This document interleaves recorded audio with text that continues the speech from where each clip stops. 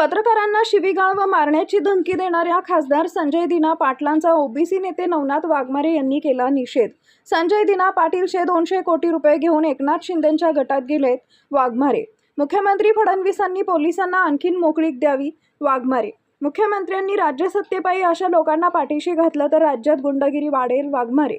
संजय दिना पाटलांना तात्काळ निलंबित करून त्यांना अटक केली पाहिजे वाघमारे। मी तुझ्यासोबत 2 हात करायला तयार आहे वाघमारे यांचा संजय दिना पाटलांना खुलं आवाहन।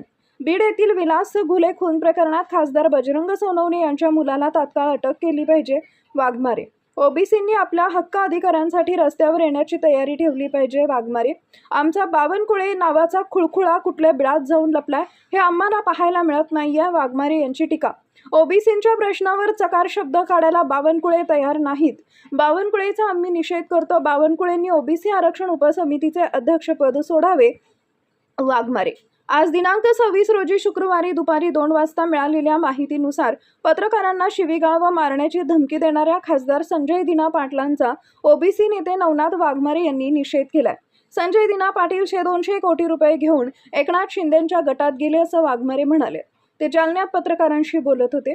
मुख्यमंत्री फडणवीसांनी पोलिसांना आणखीन मोकळीक द्यावी असं म्हणत मुख्यमंत्र्यांनी राज्य सत्तेपायी अशा लोकांना पाठीशी घातलं तर राज्यात गुंडगिरी वाढेल असं वाघमारे यांनी म्हटलंय। संजय दिना पाटलांना तात्काळ निलंबित करून त्यांना अटक केली पाहिजे, त्यांच्यावर कारवाई केली पाहिजे अशी मागणी वाघमारे यांनी केली आहे। मी तुझ्यासोबत 2 हात करायला तयार आहे असं खुलं आवाहन नवनाथ वाघमारे यांनी संजय दिना पाटलांना दिलंय। दरम्यान बीड येथील नवनाथ घुले खून प्रकरणात खासदार बजरंग सोनवणे यांच्या मुलाला तात्काळ अटक केली पाहिजे असं वाघमारे यांनी म्हटलंय।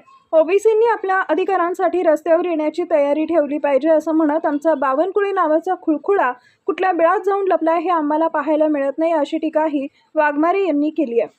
ओबीसींच्या प्रश्नांवरती चकार शब्द काढायला बावनकुळे तयार नाहीत असं म्हणत बावनकुळेचा आम्ही निषेध करतो। बावनकुळेंनी ओबीसी आरक्षण उपसमितीचं अध्यक्षपद सोडावं अशी मागणी वाघमारे यांनी केली आहे। पत्रकार सुरक्षित राहिलेले नाहीत। जो गुंडगिरी करणारा, दादागिरी करणारा हरामखोर खासदार पत्रकारांना शिवीगाळ करणारा, पत्रकारांना जीवे मारण्याची भाषा करत असेल आणि राज्य सरकार गृह विभाग जर डोळे झाकत असेल तर हे लोकशाहीला, संविधानाला घातक आहे आणि याचा आम्ही सर्वप्रथम निषेध करतो।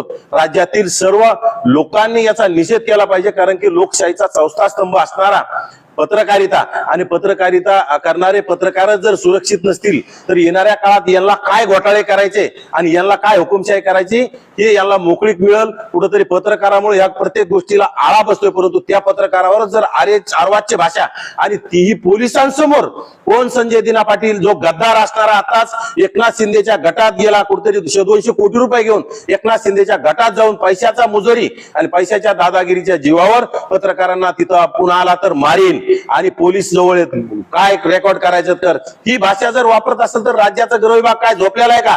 राज्याचे गृहमंत्री झोपलेले आहेत का? राज्याच्या गृहमंत्र्याला आमची कळकळीची विनंती आहे, तुम्ही लोकनेते स्वर्गीय गोपीनाथरावजी मुंडे साहेबांप्रमाणे जे गोपीनाथरावजी मुंडे साहेबांनी गुंडगिरी मुंबईतली सगळी हद्दपार करून टाकली होती आणि पोलिसांना पूर्ण मोकळीक देऊन टाकली होती, त्याप्रमाणे तुम्ही आणखी पोलिसांना जर मोकळीक दिली तर येणाऱ्या काळामध्ये असं बोलण्याची कोणाची हिंमत होणार नाही, धाडस होणार नाही। आणि जर तुम्ही अशी मोकळीक तुमच्या स्वार्थापायी, तुमच्या राजसत्तेच्या पायी आणि तुमच्या कुठेतरी सेटलमेंटच्या पायी आणि कुठेतरी तुमच्या फोडाफोडीच्या राजकारणापायी जर अशा लोकांना पाठीशी घालत गेले तर राज्यात गुंडगिरी वाढत राहील आणि राज्यात पत्रकारच सुरक्षित नसले तर सर्वसामान्य जनता कशी सुरक्षित असेल?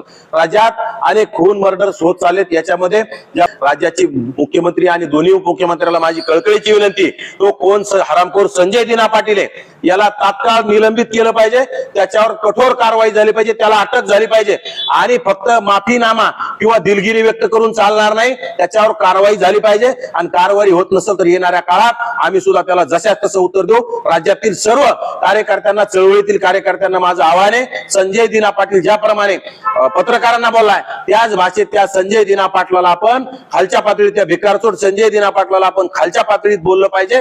आणि संजय दिना पाटलाला एवढी पत्रकारावर 2 हात करायची हौस असेल तर संजय दिना पाटलाला माझं आव्हान आहे, मला तू कळव कुठे यायचं, तुम्ही येतो, तुझ्यासोबत 2 हात करायला तुम्ही तयार आहे। धमक्या काय पत्रकाराला देतो? पत्रकार बिचारे पत्रकारिता करण्यात मग्न असते, परंतु गोरगरीब लोकांना धमक्या देऊन आम्ही खपून घेणार नाही आणि येणाऱ्या काळात या भिकारचोट संजय दिना पाटलाला जशा तसं उत्तर देणार आहोत।